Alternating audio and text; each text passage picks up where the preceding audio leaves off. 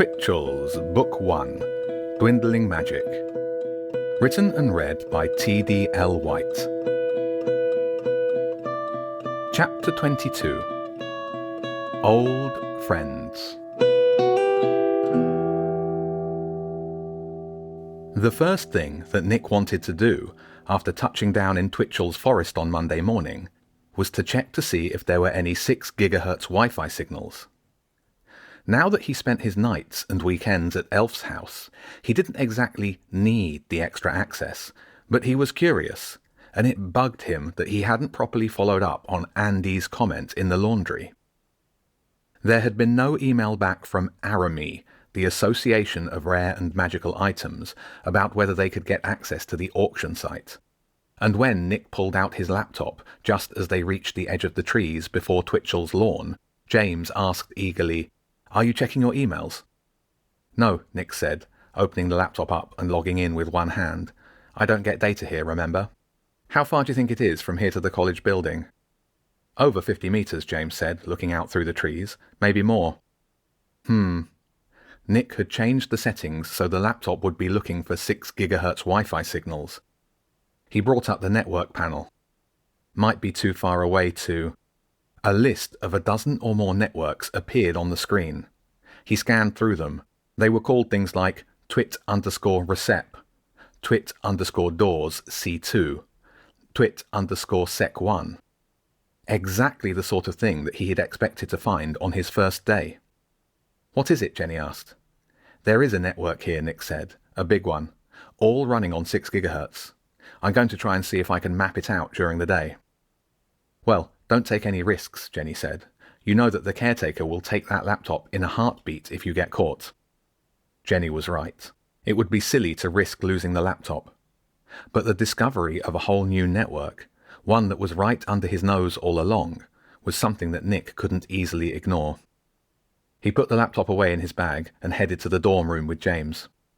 They put their dirty clothes out in laundry bags, and Nick sat on his bed and checked for Wi-Fi again. "Anything showing up?" James asked. "Yeah, but not as many networks. One for the doors and one for security. I'm guessing it's the thick walls." "Can you get internet?" "I haven't tried to connect yet." Nick thought for a moment. "And I'll have to be careful. It's normal for regular wireless networks to have new devices try to connect. A new connection wouldn't be worth noting. But here it's all running on new technology. I bet that in a normal day, the only devices connected are the ones that were connected the day before. If I try to add my laptop, it'll stick out like a sore thumb." "You think there's good enough security on it to notice?" "I don't know, but there might be. The caretaker's in charge of it. She fixed the laundry Wi-Fi while I was drying out in there. And she seems like the sort of person that might notice a new device." During the school day, Nick decided not to get his laptop out. Prep was different, so at the start of each prep session, he did a quick scan of the surrounding networks and recorded the network names. "Find anything interesting?" James asked over dinner. "Just a lot of different networks," Nick said. "I didn't try to connect, so I can't get an idea of the underlying systems, apart from through the names. And I still don't know what hardware they're using.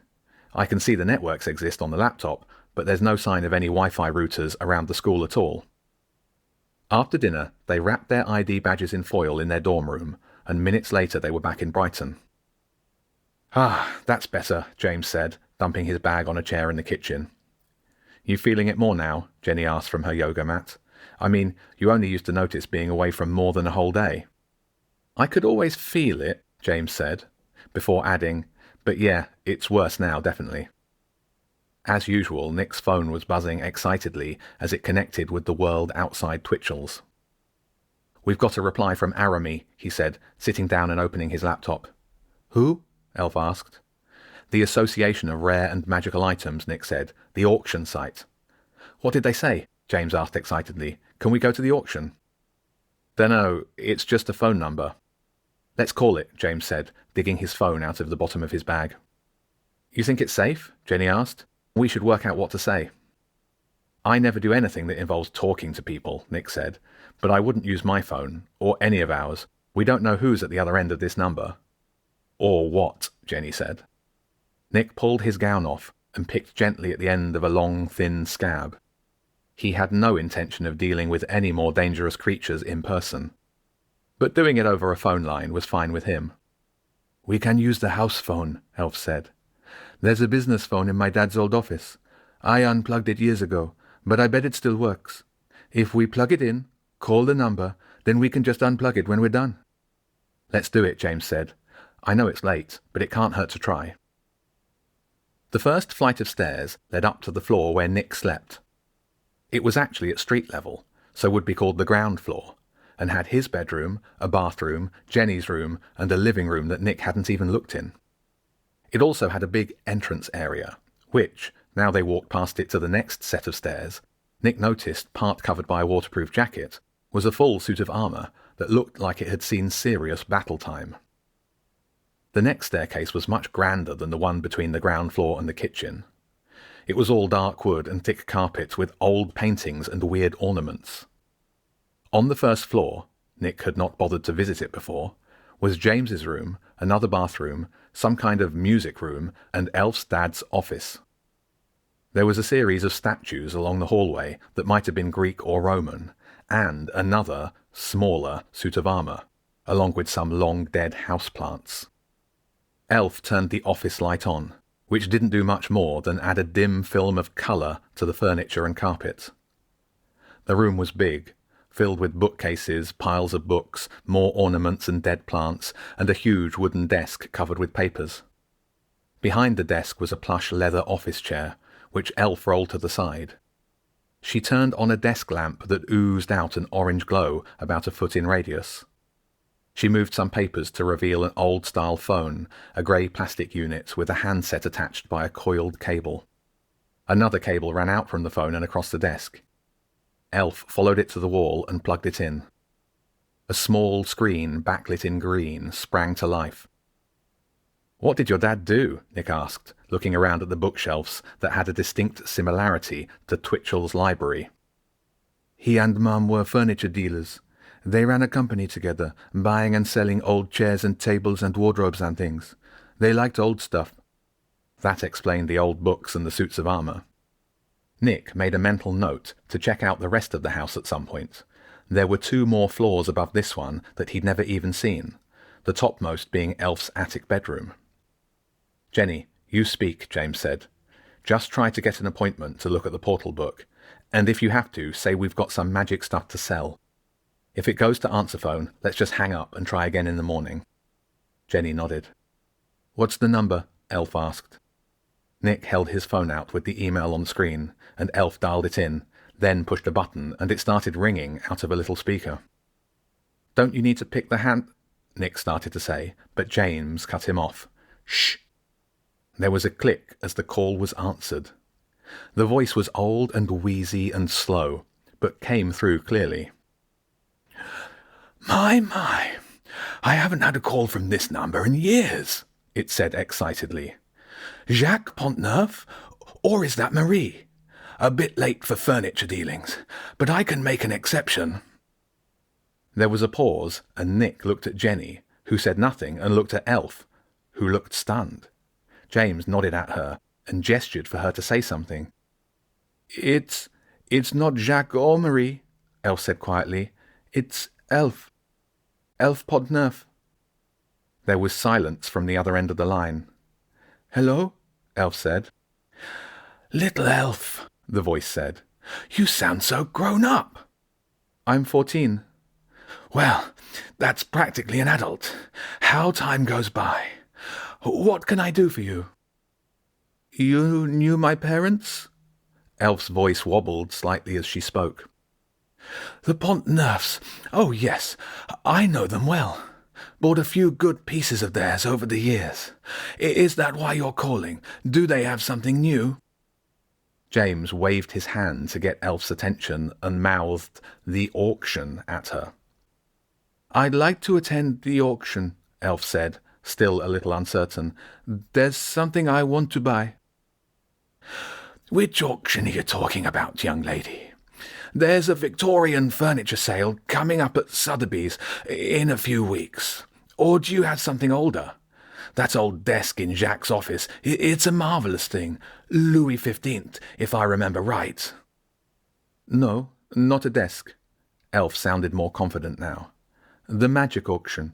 I'm interested in the portal book. Again, there was a period of silence. The voice came back, with less warmth in it this time. Do your parents know you're calling? This is nothing to do with them, Elf said shortly. I'm interested in the portal book, and I was told to call this number. I'm afraid I can't help you. Give my regards to your parents. James waved again. This time he pointed at a wristband that Jenny was wearing. I have items to sell, Elf said quickly. Magical items. A badger stone. This auction is not for trinkets and tat. James mouthed something else that Nick didn't really understand. I have a map of Brighton, Elf said, with more urgency in her voice. It shows the rivers and caverns and has portal symbols for different locations. A minor yet colourful addition to the portal book, the voice said. That might be of value to one of my clients. Anything else? Anything more valuable still? There was a change to the voice. It had become colder and more calculating. Nick would have hung up if he'd been in Elf's position. Jenny pulled a pair of red knitted gloves out of a pocket, but James waved them away. Nick mimed drawing a symbol with the key to the air, and the other three all shook their heads. I take it by your silence that you're considering something, the voice said. Yes, but I want to start with the map, Elf said. Take it or leave it.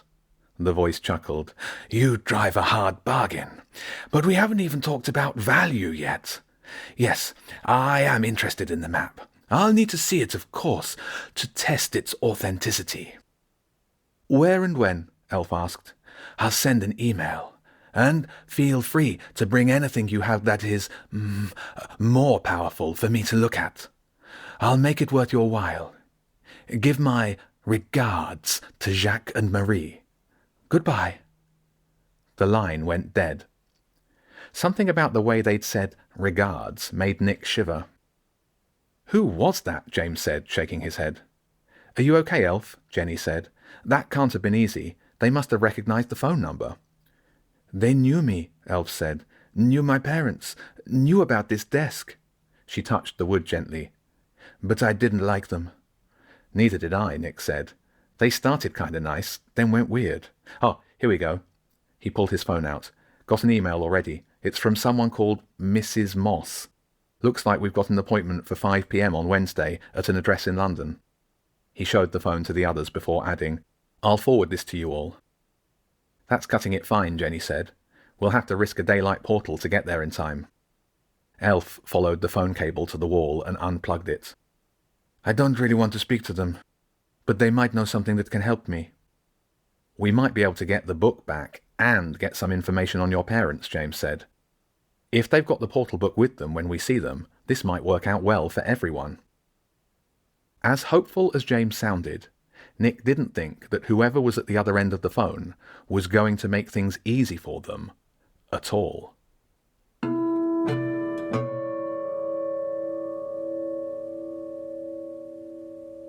This podcast was brought to you by me, TDL White. I'll be reading a chapter a week until it's complete.